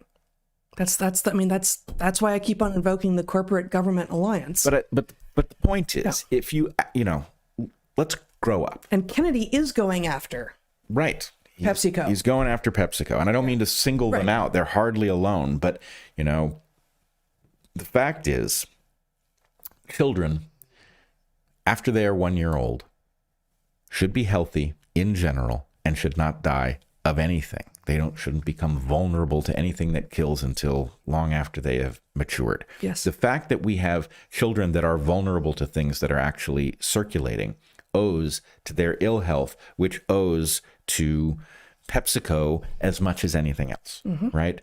The sugary drinks, the seed oil laden chips, the whole thing is setting children up. But you have to ask yourself, if you had the analysis in which you understood what all of the contributing factors were for every child who dies in the US, right? Whether it's automobile accidents or poisonous food or vaccine adjuvants or whatever it would be, if you had the matrix in which you could see all of the contributing factors, how ridiculous is it that we are talking about, 2 deaths from measles? How many deaths of children are attributable in large measure to food that they got from a major corporation that has, brightly colored things on every shelf of your supermarket, right? Sprinkles. Right. We tend to think 2 deaths of children is a tragedy. There's 1 death of a child from measles. Maybe. It is a tragedy. But the point is, lots of kids die who shouldn't be, and they're being set up by a system that makes them unhealthy, which is, of course, exactly why we're getting pushback on measles, because... And hence Kennedy's stated focus on chronic disease, more than the focus has been, and less focus on infectious disease, because children are dying of chronic disease. Americans are unhealthy because of chronic disease. American life expectancy is going down. Children are miserable and unhappy, and all of that is a chronic disease situation, not due to infectious disease. I also believe we should each have in our minds a threshold number, right? We're being told to jump at the death of a single child from measles. Is the death of a single child indicative of something that we should be taking action on?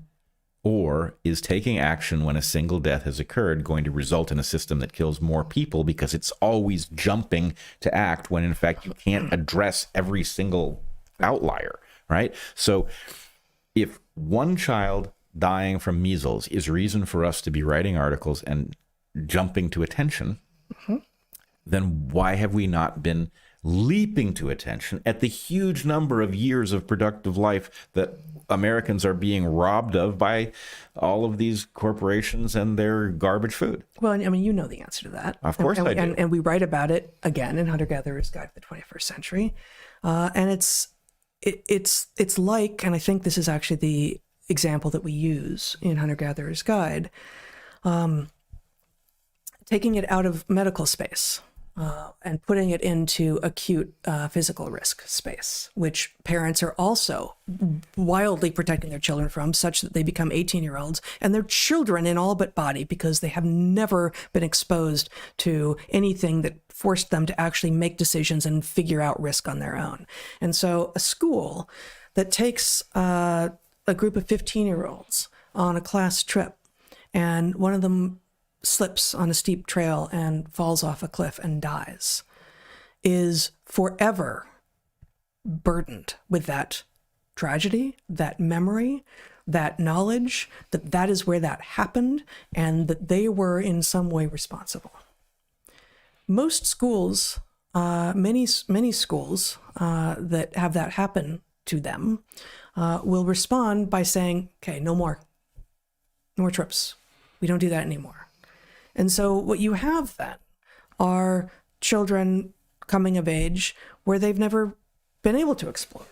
And there will be more children who become adults and who later make decisions based on no experience whatsoever that end up getting them killed. They will live less interesting lives, and they are more likely to die because they weren't enabled to experience risk when they were young. Does being an advocate for having children take risks of all sorts, physical, psychological, metaphorical, all of them, put me at risk of having someone make a decision that will end in tragedy? Yes. But what we can't do, because we cannot measure it, is know for sure how many more orders of magnitude children are dying or are leading as adults unfulfilled and uninteresting lives because they were never able to take risks in the first place. So, why aren't we doing it? Why aren't we holding PepsiCo accountable? Because how would you? How would you know to what piece of the ill health of a 25-year-old is attributable to the fact that they had a liter of Pepsi every week of their life for 10 years when they were growing up? How do you put that into a spreadsheet? Yeah, you don't, but I think we have to start exerting some discipline. First of all, we all know, whether we ever explicitly have the thought, we all understand what you're saying about the net benefit of something risky in which a certain number of people die, right? We all make this decision with respect to driving. Yes. Right? We could eliminate a huge number of deaths, frankly, by not driving anymore. But the point is, we all take a small risk in order to avail ourselves of the convenience, and some of us get unlucky. That's just simply the way life works. But here's the other thing. And Freddie, the lead at Unheard, Freddie Sayers, is a friend of mine. So I say this with love in my heart. But at some level, the way to address this is to deal with Unheard's failing here. Unheard has published, frankly, a hyperventilating article panicking people over one very minor danger. I do want to finish the article. With an incomplete analysis, while failing, as far as I know, to deal with all of the things that are more threatening. That's kind of my point about the PepsiCo comparison. What fraction of the harm comes from known corporations distributing products that are household names, etc. But what are all the things that are actually more threatening to children than measles?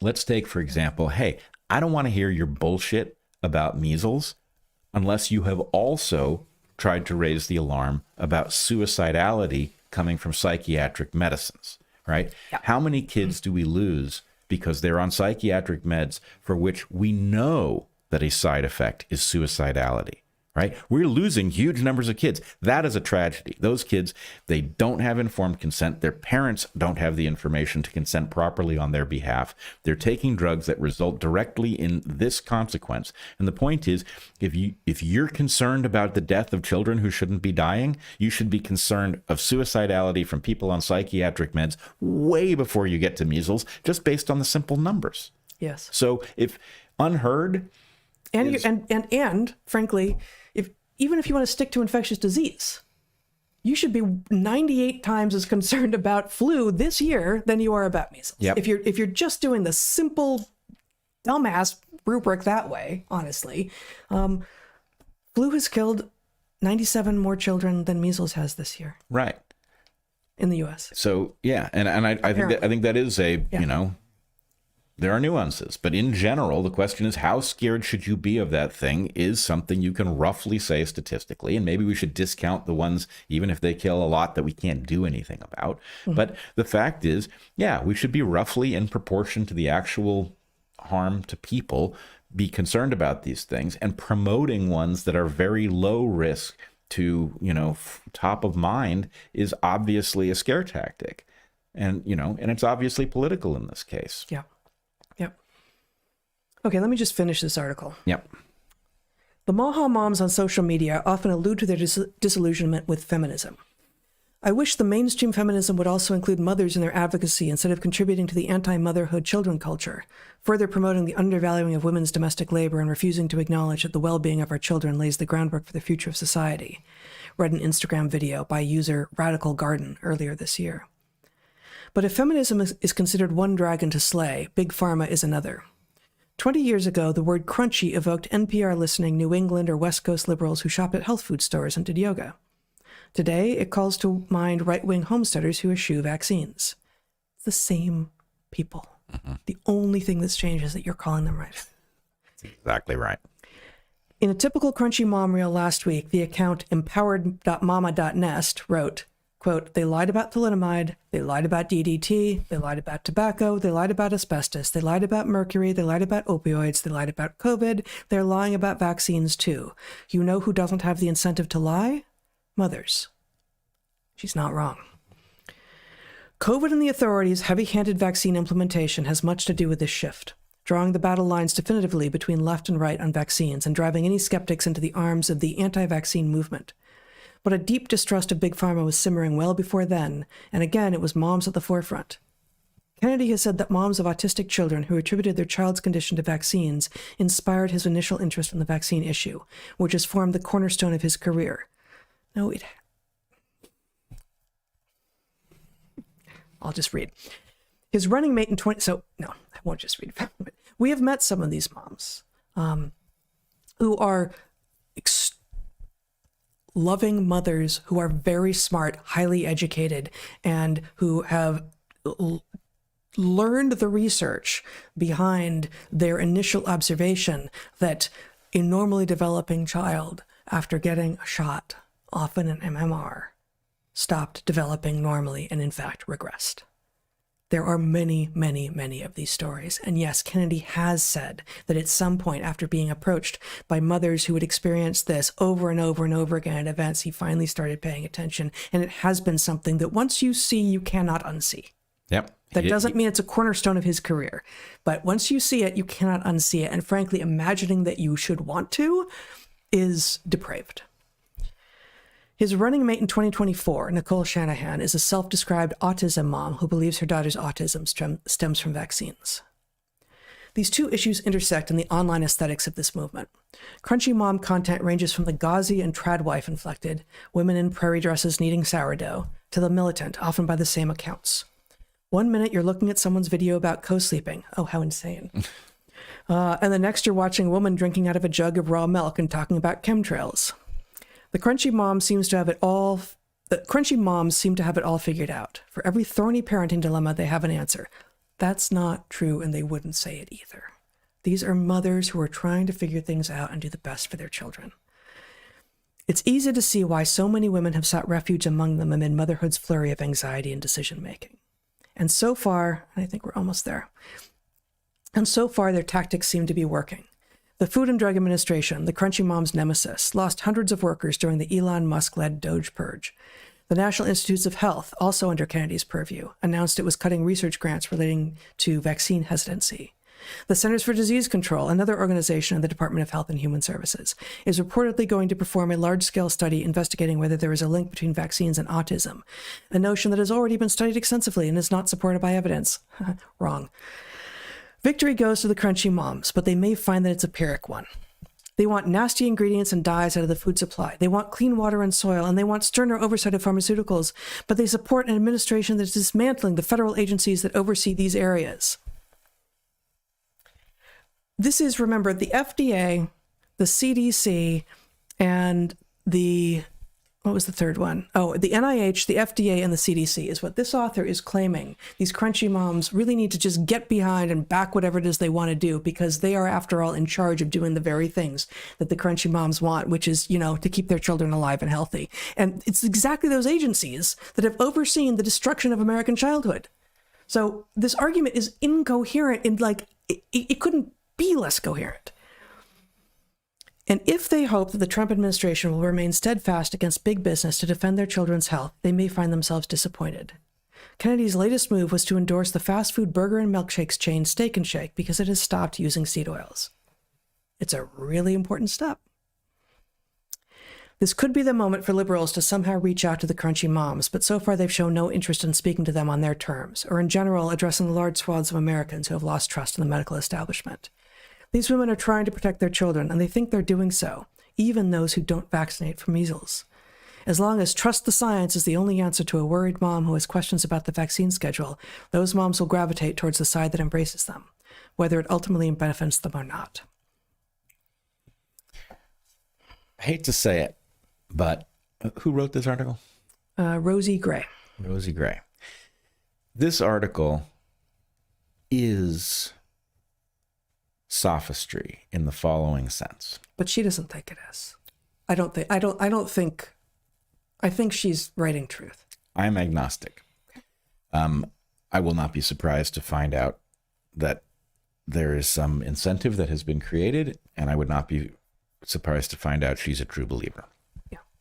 But what this obviously is a person taking various information that we have available to us, which is highly conflicted for reasons we have covered extensively here on Dark Horse, and saying, well, if I had to make the case that the Crunchy Moms, first of all, if I had to make the case that those who are now on high alert about the dangers of all the products of pharma, if I had to make the case that those people were putting their own children in jeopardy, how would I do it?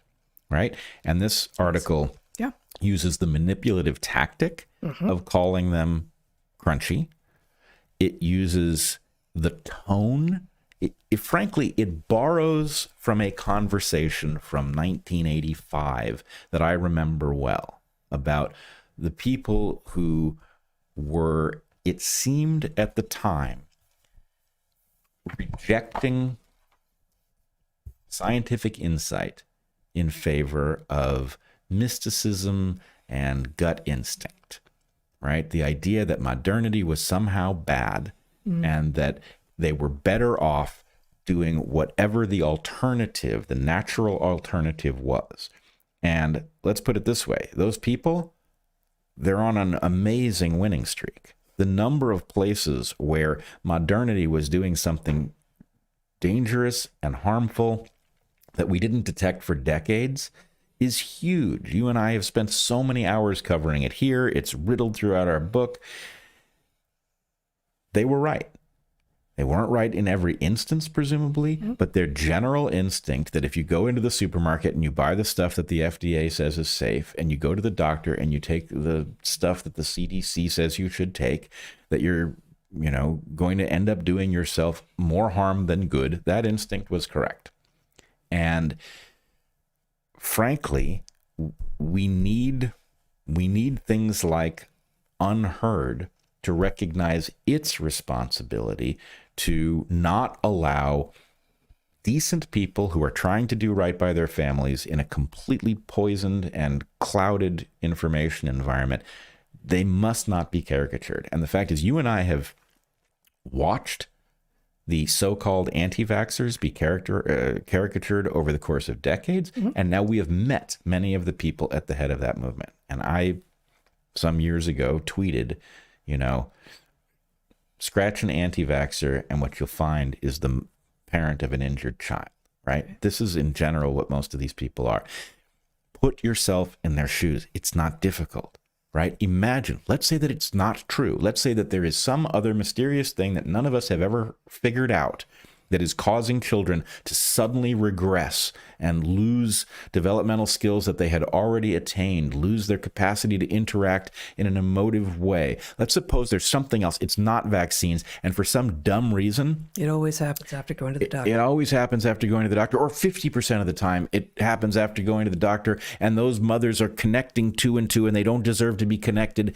Whatever it is, just put yourself in their shoes. You can't be compassionate that somebody who's watched their child regress suddenly is trying to figure out what it is, and they've been given evidence that they can't ignore that it's connected to their visit to the doctor? Like, what human can't empathize with that? How could you miss it? But I think part of, and I don't know this author at all, but she says that she had a child last year, and we weren't fearful new parents, but we were evolutionary biologists, and I think most new parents and parents in general in the U.S. for some decades at this point have lived in a state of fear because there are so many conflicting sources of expertise that are coming at them, and they really have. It's kind of like they have to pick a lane and stay in it unless they can develop, and this is always going to be my bias, and I think it's the right one, unless they can develop two sets of tools, scientific tools enough so that they can assess for themselves the claims that are being made, as opposed to simply trusting the guy wearing the lab coat, and evolutionary tools such that they can make sense of what does and does not make sense in the landscape. And those are not overlapping sets, although the evolutionary tools are, of course, scientific ones as well. And so if you trust experts, if you love your child, which every parent does almost, and you are being told by some of those experts that if you don't do what they say, you are putting your child at risk, it may seem like you are doing yourself and the world, and indeed those very parents, a favor by making them feel bad for questioning the experts who say that they have your health child in their hands, their child's health in your hands. Well, I agree, but you and I have now traveled this road, having believed that the basic science had been done to establish these things. Yes. As I keep saying, I never thought vaccines were perfectly safe, but I thought they were safe enough, and I'm now embarrassed that I assumed what I think any reasonable person would assume, which is they couldn't possibly have released this onto the market without a placebo-controlled test that showed that these things were not doing damage to large fractions of the people who take them. Oh, right? But they did. Yeah. Oh, but they did. So, and then they mandated them on the childhood vaccines. So it used to be back in the day when the left wasn't batshit crazy, that the left admired Europe over the precautionary principle. Right. Okay. I find evidence of that in my lectures. Absolutely. Mm-hmm. The precautionary principle, hard to operationalize. It's not a law. Mm-hmm. It's right. A principle. But the point is, at what point did you forget that the precautionary principle applies when you intervene in a complex system? You have a child and you have a doctor, and the doctor is saying, we must inject your child with this thing. Oh, what's in it? Oh, it's an antigen that's going to alert your immune system to a disease your child hasn't seen. Anything else? Is anything else? Well, there's an adjuvant. Oh, what's that? Well, in this case, it's a metal. What's it do? Oh, it hyperactivates your immune system. In a specific way? No. Has it been tested to see whether it's safe? Oh, in humans? No. Has it been tested in anything else? rabbits. Was it safe? No. I mean, like, how dumb does this have to get before you're like, wait a minute, doctor, you're putting my child in danger? Yeah. Wait, and the point of the metal that hasn't been tasted or hasn't been tested for its safety in humans and has been tested in animals and it's not safe, the point of the metal is to aggravate the immune system. Right. That is the point. When and so then we have several generations at this point with aggravated immune systems. Everyone's got allergies and autoimmune diseases. And has that have nothing to do with the fact that we've been injecting people with heavy metals? No, certainly not. It couldn't, because they wouldn't let that happen, would they? Well, I think they would. Yeah. I think they would. The story is just too dumb. And here's a little exercise for you, okay? Pharma is a big industry. It obviously has an interest in people taking its products, even in cases where maybe those products aren't in their interest to take. Let's just recognize that it has that financial interest. Of course it does. Okay? It also has a huge amount of money to spend on persuading people and their doctors to take things that they probably shouldn't take. So it's bound to have some impact on how many things people are taking and for what. Now, in your mind, how big do you think that impact is? And what happens if you take the public discussion that we're having, articles like this one from Unheard, and you subtract, you say, well, actually, the enthusiasm that people have for vaccines is certainly justified based on the scientific evidence that these things are to the net benefit of the people taking them, but maybe they're not as good as we think. Do you think that's a 1% bias? Do you think it's 5% of why we think they're good? Is it 75%, 95%? The answer is you don't know. And in such an environment, you ought to move very carefully, especially when the thing in question is, am I going to allow somebody to take a syringe, the contents of which I am not in a position to assess, and inject it into my child, the consequences of which I will not be able to assess. And if there are consequences, I'm going to walk right back there into the doctor and I'm going to say, what's happened to my child? This is the result of that thing you injected. And the doctor's going to say, no, it isn't. That's all. He's just going to say, no, it isn't. And you're going to say, yes, it is. And I'm going to go to my lawyer. Doesn't matter. Manufacturer has liability protection. So in that system, you ought to be a crunchy mom. You ought to be a crunchy mom. And if, what the author of the article says, that the so-called liberals, the only thing in their arsenal is follow the science. There's two problems with that phrase. Science isn't something that you follow. Science is something that you can assess and agree with and move based on what it has found. So maybe loosely we can say that might be following. But you can't come close to following science that hasn't actually been done. Like, the vaccine safety testing has not been done, so there is no science to be followed here. Yeah. To be clear, for those who may have just joined Dark Horse for the first time, what does it mean that the science wasn't done? It means that when they test these things, they test them against an injection that contains the adjuvant. So if the adjuvant is doing harm, the harm shows up in both the treatment and the control, which means we don't know how much harm it does. Period. The end. Why would you do that? You would do that to obscure the harm done by the adjuvant. It's that simple. So, forget it. We're speaking as scientists, but we're also just speaking as parents. If we had it to do over and we knew which questions to ask, there is no way we would have signed up for those injections, just on the basis that it isn't safe to inject your kid with a mystery substance. Right? It's a mystery substance because it hasn't been tested against a control. We were thinking that we might get remonetized by YouTube at some point. Those are good times. Yeah. They demonetized us, for those of you who may have never known or forgotten, back in the summer of 2021, because we were talking about, COVID vaccine safety and ivermectin. And it seems like times have changed. They've taken a lot of money and just kept it for themselves. That should have been ours. But probably this conversation makes it difficult to open that conversation back up again. I don't know. Maybe they're going to have a come to Jesus moment and realize we're not the enemy. It depends on who they are. Like, we're the enemy of some people, but we're not the enemy of humans. We're not the enemy of humanity. We're not the enemy of children and health and all of the amazing things that humans can be. But we are the enemy of some of the forces aligned in the universe right now. Yep. Indeed. All right. We will be back again next week at the same time. Please do consider joining us on Locals, where we've got our Q&As up and other great content. And do check out, what did the title of the episode with Laura Delano end up being? It is Prescription for Insanity. Prescription for Insanity. Excellent. So check that out. That dropped on the Inside Rail part of Dark Horse yesterday with Bret and Laura Delano. And until we see you next time, be good to the ones you love, eat good food, and get outside. Be well, everyone.